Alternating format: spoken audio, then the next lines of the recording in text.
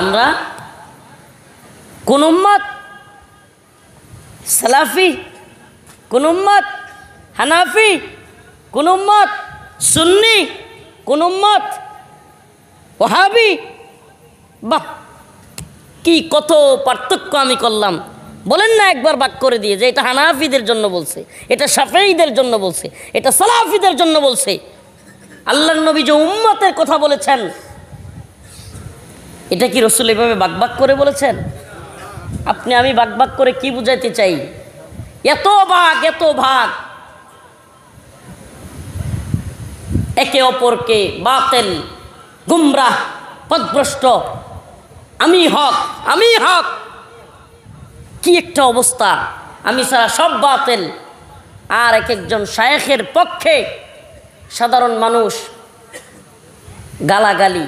আরে শায়েখের ভাষায় যদি মনে করেন একটু কড়া হয়, শায়েখের ভাষায় যদি একটু গালির স্টাইলে হয়, তাইলে মুরিদের স্টাইল কি হবে আমাকে বলেন?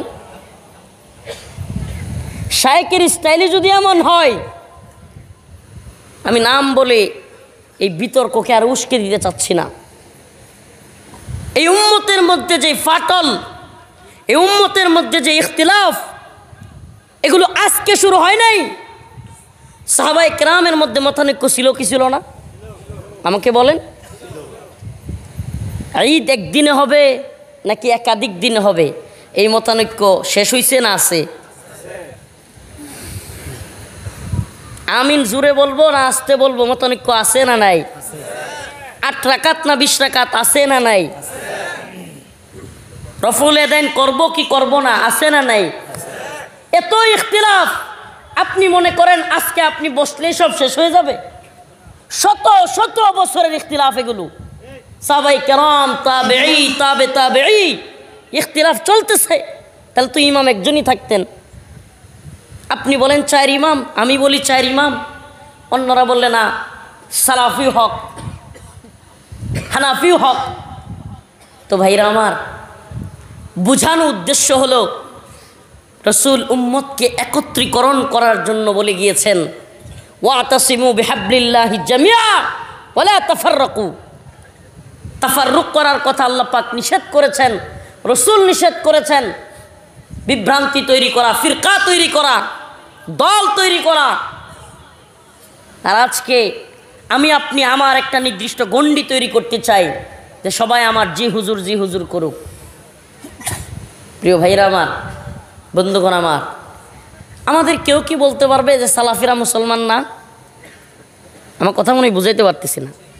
সালাফিরা মুসলমান না, এটা কেউ বুঝাইতে পারবে? বলতে পারবে? কিংবা সালাফিদের কেউ কি বলতে পারবে যে হানাফিরা মুসলমান না?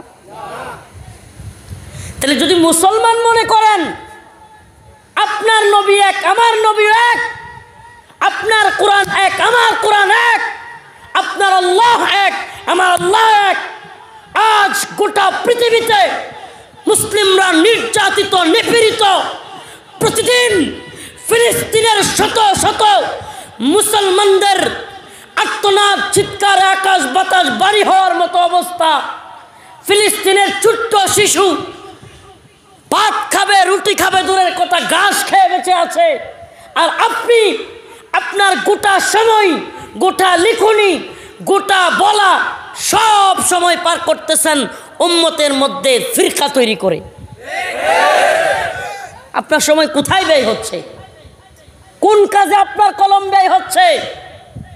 আল্লাহকে ভয় করুন। আমি সম্মানিত শায়েখদেরকে, আলেমদেরকে বলবো, আসুন প্রিয় ভাইরা, আল্লাহকে ভয় করি। এই বিষয়গুলো 2 দিনে মিটবার নয়, এগুলো মিটবেও না। আপনি বলেন এ জাতির কয়জন? আল্লাহ পাক কোরআনে বলেছেন, ওয়ামান ইয়াকফুর বিত্তাগুত ওয়া ইউমিন বিল্লাহ। আগে তাগুতকে অস্বীকার করো, তারপরে ঈমান আনো। কয়জনকে জিজ্ঞেস করলে তাগুত কি বুঝবে? তাগুতের সংজ্ঞা কয়জন জানে? যে তাগুতকে অস্বীকার না করলে ঈমান সহি হবে না, এই তাগুত কয়জন বুঝে আমাকে বলেন? এই দায়িত্ব কার? আলেমদের।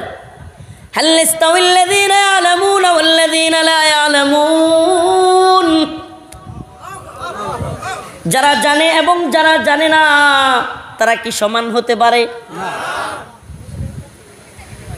কুল হাল ইয়াস্তাউল লাযীনা ইয়ালামুনা ওয়াল লাযীনা লা ইয়ালামুন। নবী আপনি বলেন যারা জানে এবং যারা জানে না এরা সমান হতে পারে না। ভাই আপনি তো আলেম, আপনি তো শায়েখ, আপনি আলেম, আপনি শায়েখ হলে আপনি তো জাহেলদের মতো আচরণ করতে পারেন না।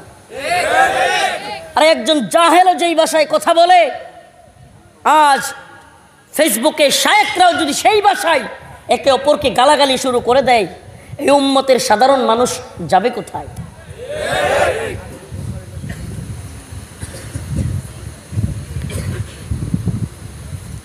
ইন্নামা ইয়াখশাল্লাহা মিন ইবাদিহিল উলামা।